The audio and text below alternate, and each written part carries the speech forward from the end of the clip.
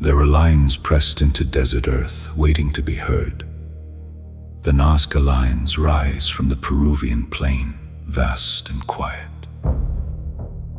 They stretch in silence, as if asking the eye to slow down. Their shapes pressed into earth, not ink on a page. The scale asks a listener to leave the map behind, a memory buried in dust, waiting for a voice to remember it. The desert keeps a patient ledger of effort and intention. They feel less like drawings and more like agreements with wind and sun.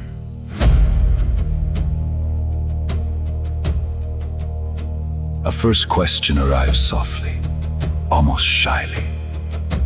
Why this scale? Why these figures? Why here at all? Some say they mark water when rain is a distant rumor. Others speak of ritual paths that welcomed life back to a parched land. Still others hear a calendar written across the earth and sky.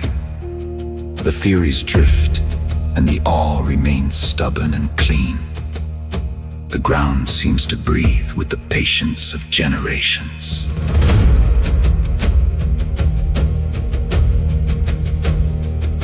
There is a lineage of hands that trace these lines. They worked with rope and stake, with time measured in dawns. They asked a landscape to become a message for the future. They asked a sky to answer with season and starlight. The shapes endure as a question about care and necessity, a question about labor, about belonging, about listening. The story invites us to slow our breath and to study our own pace.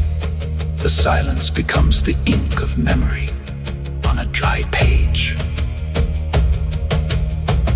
If a purpose exists, it is not a single answer but a field of echoes. It lives in the conversations we still have with the ground underfoot. It lives in awe at the sheer scale of human hands aligned with nature. It lives in humility that resists the grasp of certainty. Yet the mind wants to lock the mystery into a neat box. The geoglyphs invite us to resist that urge and to listen longer. We ask for proof as if proof could finally settle longing. But awe requires patient listening, not quick conclusion. The desert holds a stubborn reply. Wonder is a form of responsibility. The lines teach that meaning travels through time, not through triumph. Their shape asks us to attend to the patience of creation. In that light, we choose a gentler interpretation. We walk with the question, not over it. We read the ground as a language, and the language speaks in patience. The night sky offers a partner, not an authority, to the seeker. Human hands feel small, yet linked to something larger.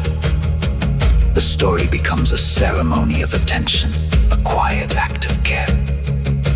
The voice inside grows softer, more curious, more willing to listen. If truth is a practice, not a verdict, we are always learning. The Nazca Lines become teachers of humility and stewardship. They remind us that meaning arrives through time, not through haste. Desert wind and sun shape a living ethics, not completed theory.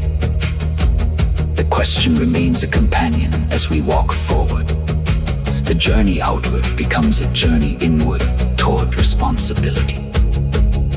The line ends where the mind begins to listen, and where wonder begins to multiply. The world quiets, and we hear our own heartbeat aligning with the ground. The lines are not merely evidence, they are invitation to care. If we carry this curiosity forward, we carry a calmer, deeper world. The desert remains a teacher who asks us to remember our humanity.